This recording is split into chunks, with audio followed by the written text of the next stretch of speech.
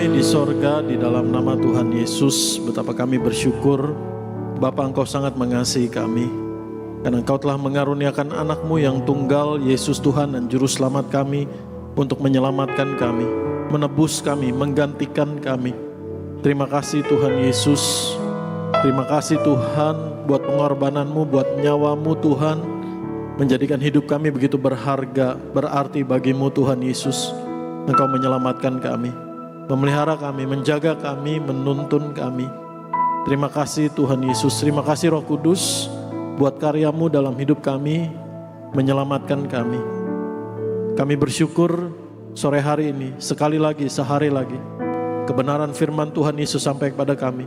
Kami percaya bukan kebetulan, kami percaya, kami bersyukur Tuhan Yesus sungguh nyata, hidup, menuntun kami, menyertai kami, menguatkan, meneguhkan kami, menyembuhkan kami, memulihkan keadaan kami, membaharui dan menyelamatkan kami oleh kebenaran firman-Mu Tuhan, oleh kuasa terang firman-Mu Tuhan Yesus.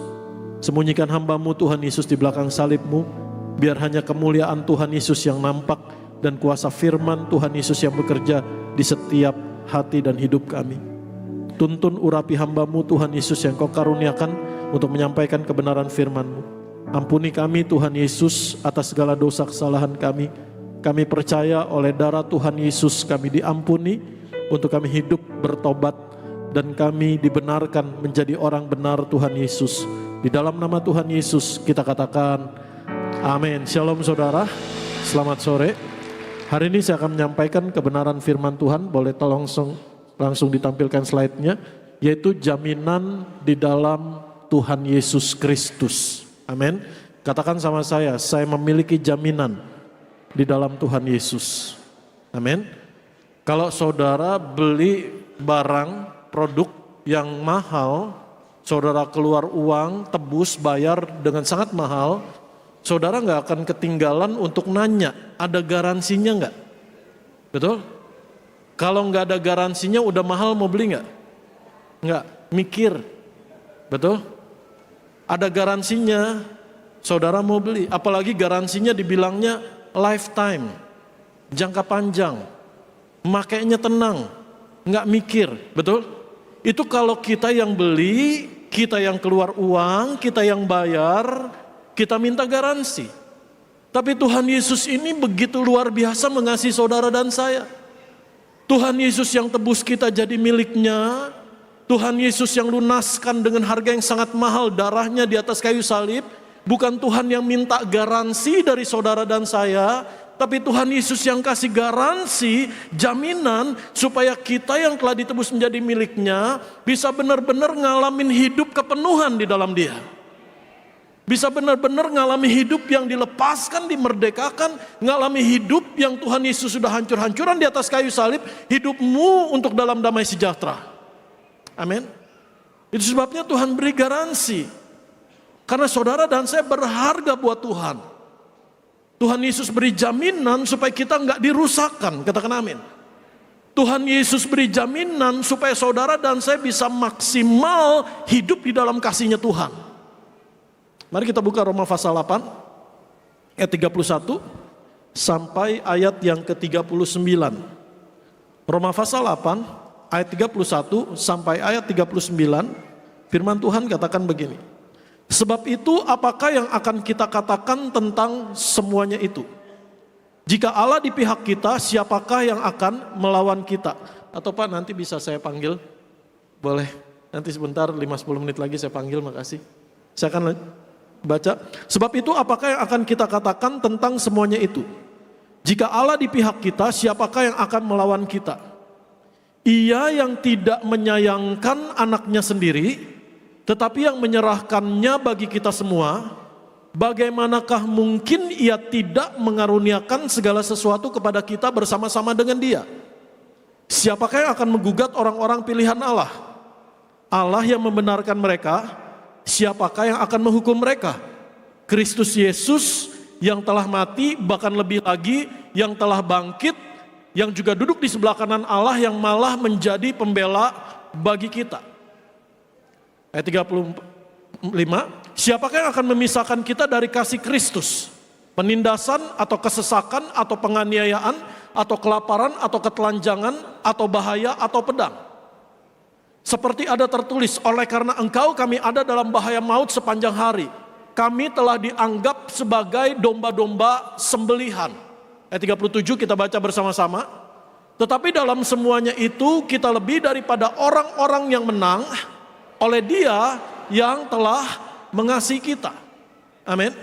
Ayat 38 firman Tuhan katakan di sana, sebab aku yakin bahwa baik maut maupun hidup, baik malaikat-malaikat maupun pemerintah-pemerintah, baik yang ada sekarang maupun yang akan datang, atau kuasa-kuasa, baik yang di atas maupun yang di bawah, ataupun sesuatu makhluk lain, tidak akan dapat memisahkan kita dari kasih Allah yang ada dalam Kristus Yesus Tuhan kita. Katakan amin.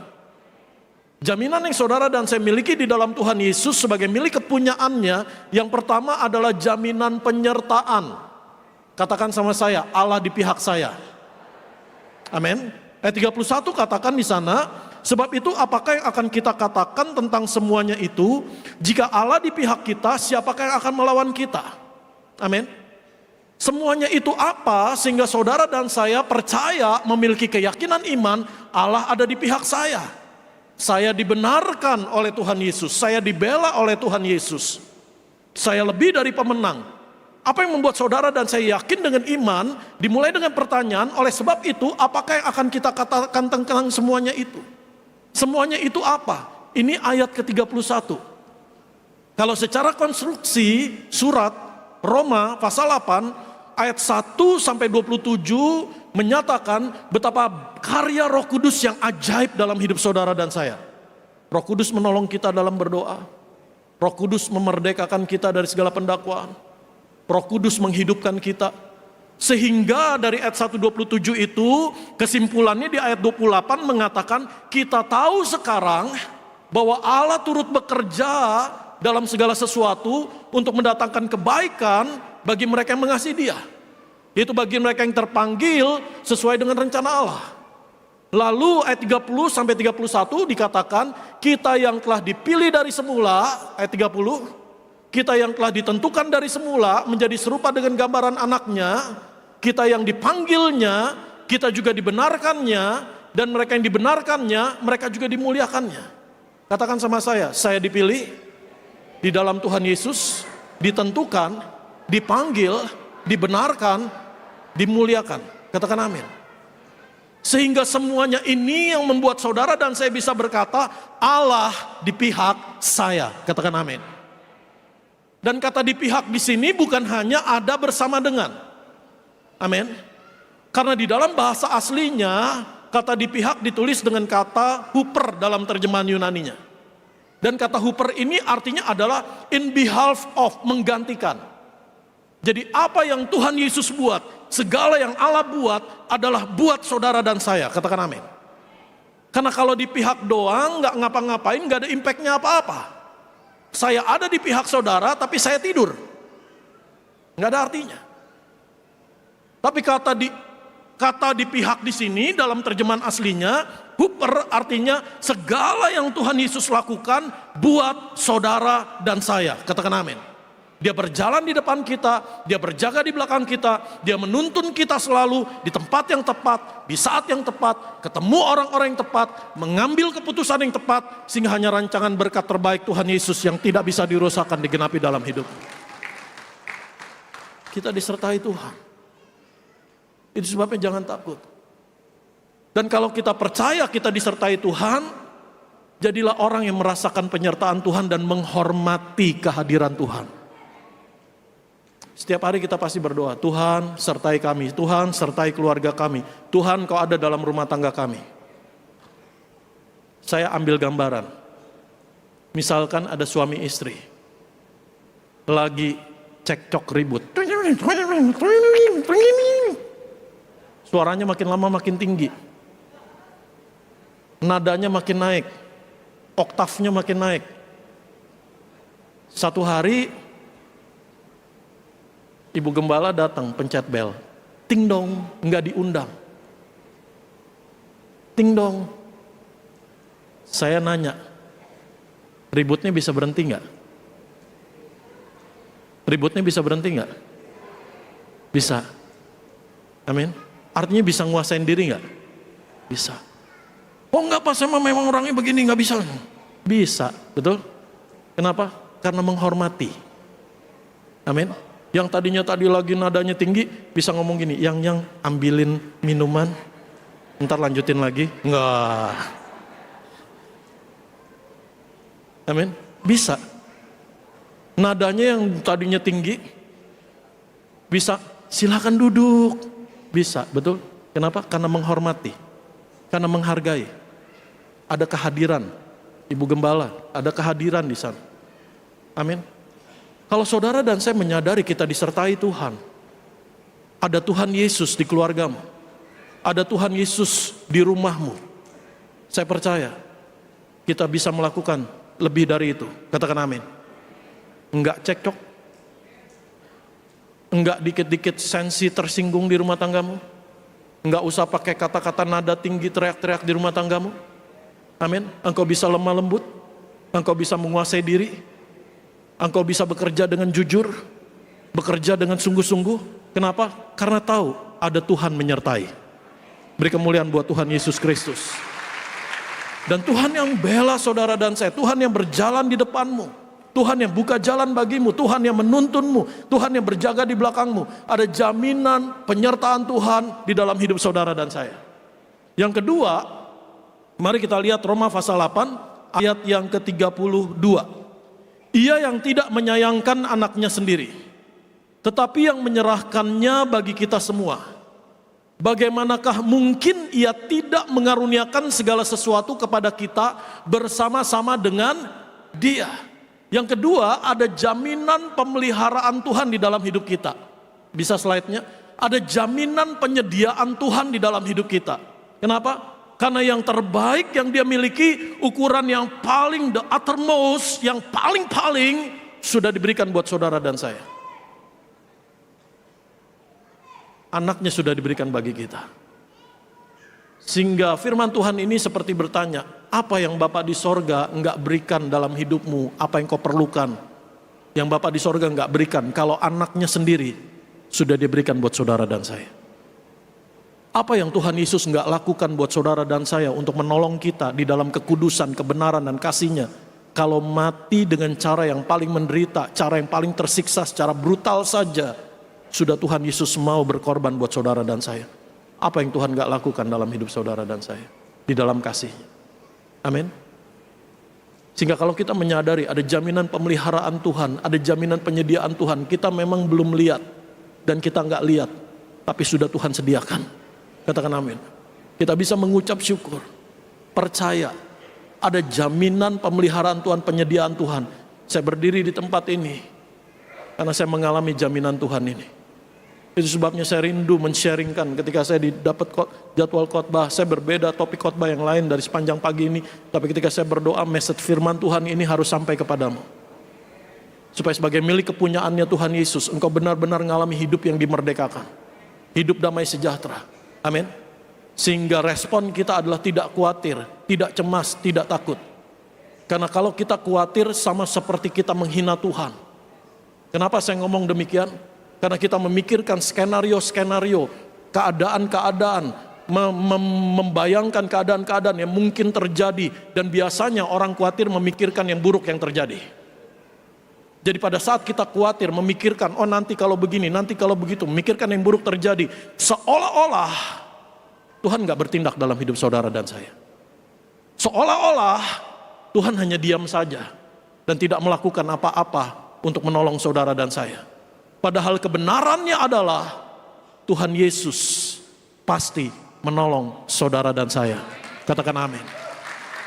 Bapa kita di sorga pasti memelihara hidup kita, menyediakan segala yang kita perlukan. Amin.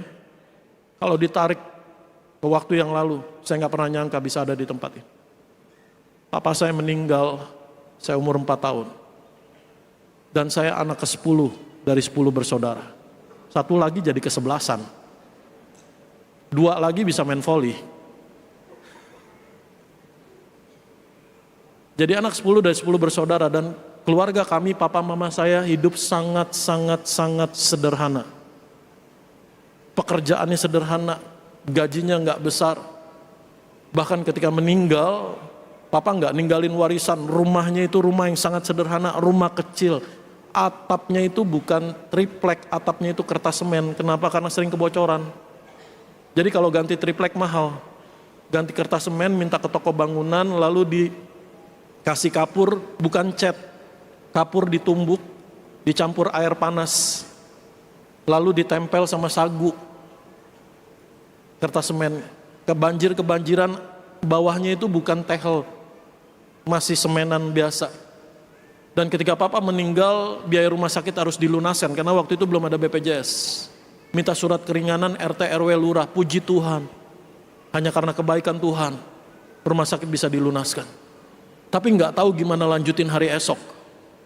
Di akhir hidupnya papa saya menerima Yesus sebagai Tuhan dan Juru Selamat, dan bilang sama mama saya, "Ma, pergi ke gereja, cari Tuhan Yesus, percaya Tuhan Yesus." Dan mama saya menanggalkan semua kepercayaan lamanya, yang buat sembayangan digantung semua diserahin ke keluarga, dan mama saya mengiring Tuhan Yesus walaupun dengan resisten dari keluarga besar yang demikian hebat, bahkan dalam keadaan yang sedang dalam keadaan yang kedukaan. Dan mulai hari itu mama saya berlutut menyerahkan, menyebut nama anaknya, 10 anaknya satu persatu ke dalam tangan Tuhan Yesus. Di depan nggak tahu gimana bisa melanjutkan. Saya nggak membanding-bandingkan, atau saya nggak ngukur-ngukur masalah persoalan saudara. Tapi kalau saya lihat dengan keadaan mama saya lihat pada saat itu sangat berat. Akhirnya mama berdoa, ada kakak saya 3 kerja sambil kuliah hanya cukup buat mereka. Gimana dengan 7 anak yang lain? Yang sekolah udah nggak tahu gimana bisa bayar uang sekolah. Akhirnya mama saya hadepin satu persatu, dengan pertolongan Tuhan ngadep ke sekolah. Akhirnya bisa beasiswa sekolah, dan saya pun bisa masuk sekolah beasiswa. Saya ngalamin kok. Beberapa waktu sekali dipanggil sama Pak RT, dikasih sumbangan anak yatim, kain putih, uang 20.000 buat bayar uang sekolah, beras 5 kg, saya ngalamin. Tapi mama saya berseru, nggak punya roh minta-minta, nggak punya roh hutang-hutang. Mama saya berdoa, berseru sama Tuhan, mengerjakan apa yang bisa dikerjakan, jualin bawang goreng, itu motong bawang goreng aja udah pedes banget. Hari demi hari Tuhan cukupkan, makan seadanya, hidup seadanya. Tuhan pelihara hari demi hari, sampai anak-anaknya bisa kerja, bisa kuliah. Dan Tuhan Yesus berkati anak-anaknya, punya pekerjaan, punya usaha, diberkati Tuhan. Dan semua hanya karena Tuhan Yesus. Ada jaminan pemeliharaan, itu sebabnya hari ini saya mau ngomong, ada jaminan pemeliharaan Tuhan, ada jaminan penyediaan Tuhan. Jangan khawatir. Karena kalau kita khawatir, sepertinya kita menganggap Tuhan diam aja, nggak ngapa-ngapain, nggak menolong saudara dan saya.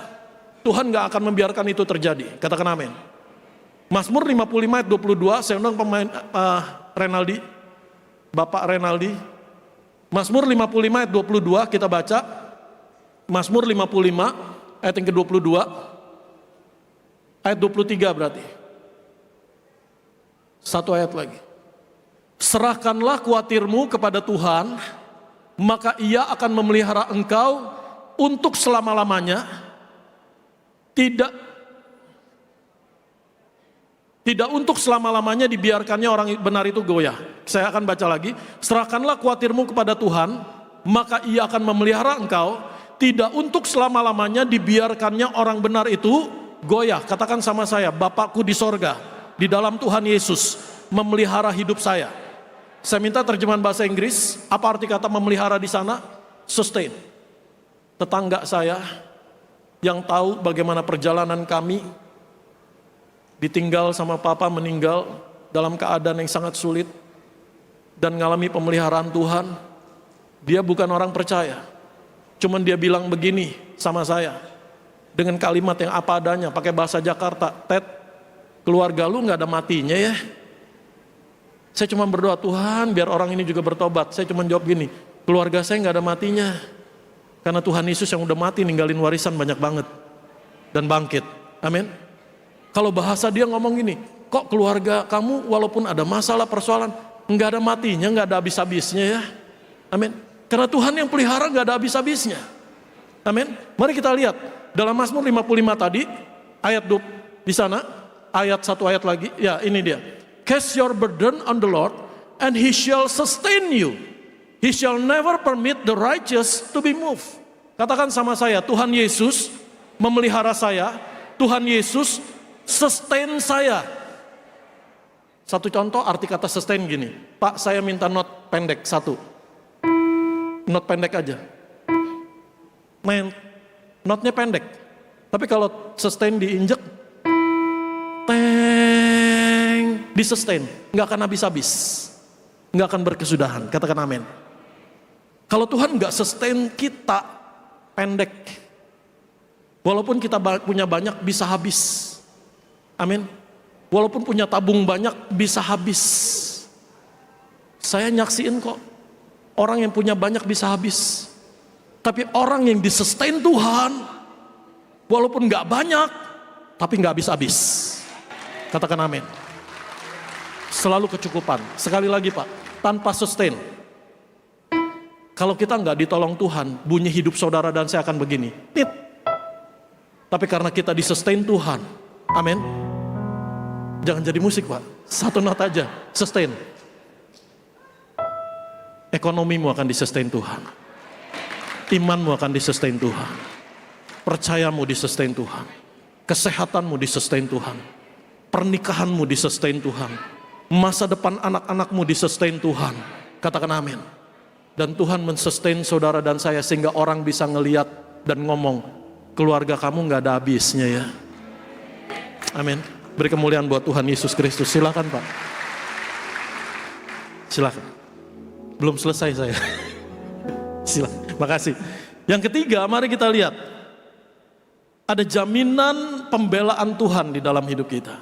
Kita buka Roma pasal yang ke-8, ayat yang ke-33. Kenapa kebenaran ini begitu penting? Karena akar dari ketakutan kita, kekhawatiran, kecemasan, trauma, guilty feeling, mindset yang keliru, bahwa kita nggak dikasih Tuhan, doa kita nggak dijawab Tuhan, kita kurang peka untuk mendengar suara Tuhan, kurang peka mengerti rencana Tuhan. Rootnya, akarnya adalah pendakwaan dari si jahat. Supaya hari ini kita dimerdekakan dari segala pendakwaan itu, percaya bahwa saudara dan saya sudah dibenarkan oleh darah Tuhan Yesus Kristus. Mari kita lihat ayat yang ke-33. Siapakah yang akan menggugat orang-orang pilihan Allah? Allah yang membenarkan mereka. Siapakah yang akan menghukum mereka? Kristus Yesus yang telah mati, bahkan lebih lagi yang telah bangkit, yang juga duduk di sebelah kanan Allah, yang malah menjadi pembela bagi kita. Jadi ada jaminan pembenaran. Bagian saudara dan saya, respon kita adalah hidup bertobat di dalam Tuhan. Jangan keluar dari kasihnya Tuhan. Apapun yang terjadi, jangan keluar dari kasihnya Tuhan. Amin. Tetap tinggal di dalam Tuhan. Ada jaminan pembelaan, ada jaminan pembenaran. Karena 2 Korintus 5 ayat 21 firman Tuhan katakan begini. 2 Korintus pasal yang ke-5 ayat yang ke-21. Firman Tuhan katakan, Ia yang tidak mengenal dosa telah dibuatnya menjadi dosa karena kita, supaya dalam Dia kita dibenarkan oleh Allah. Apa artinya dibenarkan? Diampuni. Roma 4 ayat 6 sampai 8. Ditutupi, tidak dihitung-hitung dosa pelanggaran saudara dan saya. Bagaimana kita dijadikan orang benar? Karena ada pergantian di atas kayu salib, ada pertukaran di atas kayu salib. Tuhan Yesus yang tidak mengenal dosa, tidak pernah buat dosa, tidak bisa buat dosa. Dosa tidak ada berkuasa di dalam, tidak berkuasa di dalam Dia. Di dalam Yesus kebenaran, kekudusan, kemuliaan. Kita yang tidak mengenal kebenaran di luar Kristus dahulu, kita tidak hidup dalam kebenaran, tidak melakukan apa yang benar. Kita dibelenggu, dikuasai dosa. Tapi di atas kayu salib terjadi pertukaran. Yesus berkorban bukan hanya bagi kita, tapi Yesus berkorban sebagai saudara dan saya. Tuhan Yesus berkorban menggantikan kita. Dosa kita ditanggung, kutuk dosa kita dipikul. Kebenaran kekudusannya Tuhan Yesus dikaruniakan di dalam kita. Dan kita dijadikan orang benar. Bukan kita berusaha untuk bagaimana membenarkan diri. Saudara dan saya sudah dikasih modal duluan di depan. diberi kekuatan untuk bisa berjalan hidup benar, di dalam kebenaran, melakukan apa yang benar. Kalau saudara nanya bagaimana saya menyenangkan hati Allah, bagaimana saya menyukakan hati Allah, mengucap syukurlah buat karya pengorbanan Tuhan Yesus. Terimalah dengan iman bahwa kita sudah diampuni, dikasihi, sudah dibaharui, dijadikan ciptaan yang baru, orang benar, bukan lagi untuk melakukan apa yang salah, tapi untuk melakukan apa yang benar. Kita diampuni bukan sebagai kesempatan bolak-balik buat dosa, tapi untuk hidup dalam pertobatan sebagai orang-orang yang telah dilepaskan dan untuk mengalami kasih kebaikannya Tuhan. Yang keempat, mari kita lihat. Ada jaminan kemenangan. Katakan sama saya, di dalam Tuhan Yesus saya memiliki jaminan penyertaan, jaminan pemeliharaan, jaminan pembelaan. Yang keempat, jaminan kemenangan. Firman Tuhan katakan, tetapi dalam semuanya itu kita lebih daripada orang-orang yang menang oleh Dia yang telah mengasihi kita. Saya minta 5 menit lagi, pemain musik pemimpin pujian bisa datang. Apa artinya lebih dari pemenang? Kita sering nyanyi, saya lebih dari pemenang, kita lebih dari pemenang. Amin. Apa artinya lebih dari pemenang? Seorang pemenang kita tahu, yang berlomba, bertanding, paling cepat, paling kuat, dia juara, pemenangnya. Paling unggul, dia juara. Saya kasih gambaran 2 begini. Apa artinya lebih dari pemenang? Yang pertama seorang petinju. Bertanding 12 ronde, babak belur, ancur-ancuran, mukanya hancur. Udah hidungnya patah, kupingnya budek, matanya berdarah-darah, giginya copot, bibirnya benjut. Lalu ketika dia diumumkan jadi juara, dikasih sabuk juara, betul? Dan biasanya dikasih cek gede, 1 miliar. Nanti udahnya keluarin ditukar cek beneran. Lalu dia pulang ke rumah, karena dia mengasihi istrinya, ceknya dikasih ke istrinya 1 miliar. Suaminya pemenang, istrinya lebih dari pemenang.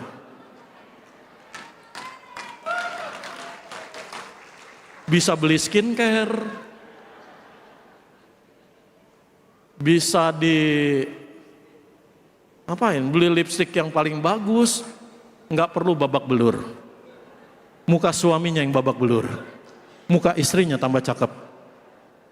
Wah, di sini suami pada mengasihi istri semua ini. Istrinya kayak tertawa puas gitu.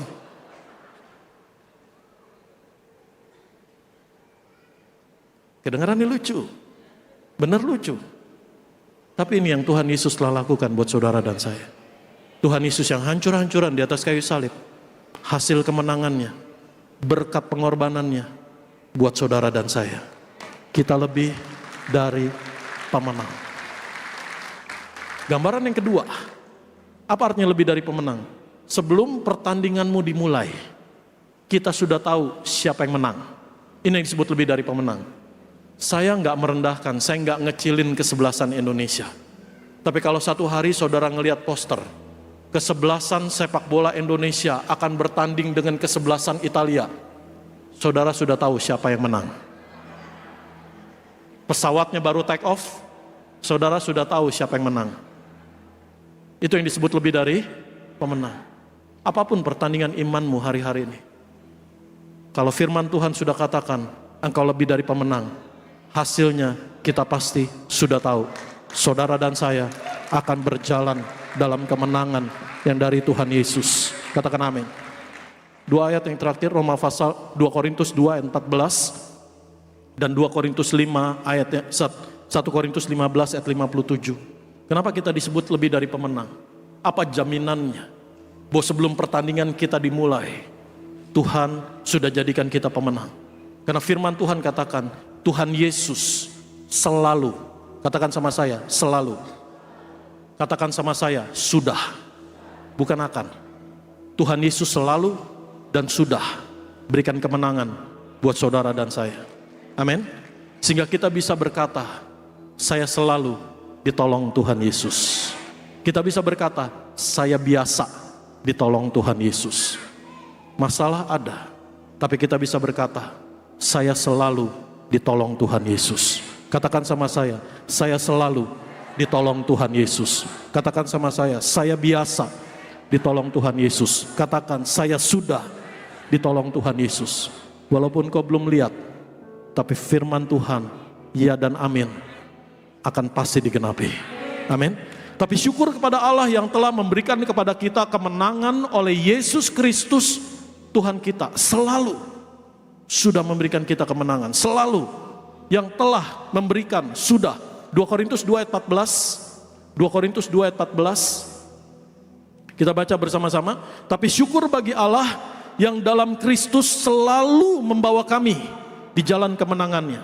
Dengan perantaran kami ia menyebarkan keharuman pengenalan akan Dia di mana-mana. Kalau kita tahu Tuhan selalu dan sudah memberikan kita kemenangan, jadilah kuat di dalam Tuhan. Jangan takut. Amin. Walaupun deg-degan ngadepinnya, dengernya, tapi lihat, jangan lihat pendek, lihat panjang. Tuhan Yesus selalu dan sudah berikan kemenangan. At the end of the story, saudara dan saya pasti mengalami kemenangan yang dari Tuhan. Dan yang terakhir, jaminan kasih yang kekal. Karena firman Tuhan katakan dalam Roma 8 ayat 38 sampai 39. Firman Tuhan katakan di sana, tolong dibuka yang terakhir. Roma 8 ayat 38 sampai 39.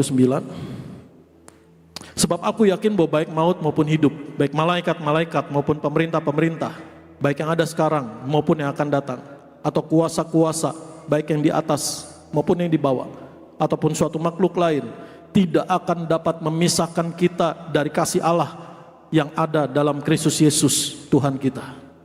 Saya punya banyak kartu garansi. Beli produk ini dapat kartu garansi. Selalu saya lihat ada tanda bintang kecil, syarat dan ketentuan berlaku. Tapi ketika saya baca firman Tuhan, nggak ada tanda bintang kecilnya. Tanpa syarat, tanpa ketentuan, Tuhan Yesus mengasihi kita dengan kasih yang kekal. Katakan amin. Responi kasihnya, hidup dalam kesungguhan. Dan firman Tuhan katakan, tidak ada yang dapat bisa memisahkan kita dari kasih Kristus. Jangan terbalik. Firman Tuhan walaupun kedengarannya sama, maknanya berbeda. Firman Tuhan tidak katakan tidak ada yang bisa memisahkan kasih Allah dari saya. Enggak. Tidak ada yang bisa memisahkan kita dari kasih Allah yang ada dalam Kristus Yesus Tuhan kita. Kata darinya kasih Allah, karena dari bicara sumber. Kalau saya bilang saya terima air minum ini dari Pak Renaldi, siapa yang jadi sumbernya? Pak Renaldi, bukan saya. Jadi kalau firman Tuhan katakan tidak ada yang bisa memisahkan kita dari kasih Allah. Kasih Allah nggak terbatas dalam hidup saudara dan saya. Katakan amin. Amin. Itu sebab tetap ada di dalam Kristus. Buat anak-anak muda atau saudara yang lagi doa buat pasangan hidup, pesan firman Tuhan hari ini, jangan cari yang di luar Kristus. Karena yang di luar Kristus BM, black market, nggak ada jaminannya, nggak ada garansinya. Amin.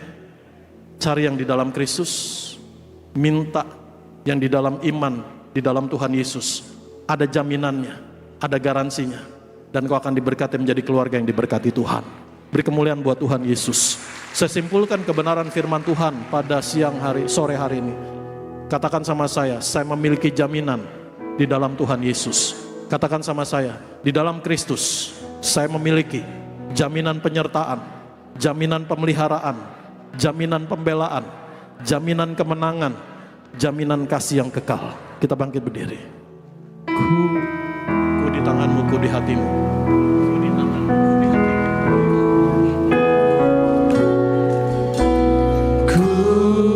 Ku di tanganmu, ku di hatimu.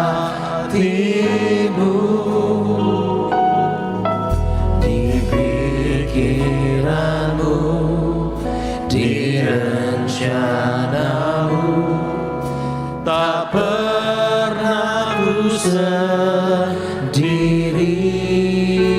Proklaim jaminan Tuhan dalam hidupmu. Perkatakan, Tuhan, Engkau Allah yang menyertai saya. Terima kasih Tuhan Yesus, Engkau Allah yang memelihara hidup saya. Proklaim jaminan Tuhan Yesus di mulutmu. Tuhan Yesus, Kau sudah mengampuni, membenarkan saya. Tuhan Yesus, Engkau sudah memberikan kemenangan dan selalu memberi kemenangan dalam hidup saya. Tuhan Yesus, Engkau mengasihi saya dengan kasih yang kekal. Galkan ku ku di tanganmu, ku di hatimu. Taruh tangan kirimu di dada. Kalau saudara datang keluarga, saudara gandengan tangan. Keluargamu ada dalam tangan Tuhan Yesus. Masa depan anak-anakmu ada dalam rencananya Tuhan Yesus. Apa yang menjadi milik kita, miliknya Tuhan Yesus. Pikiranmu di rencanamu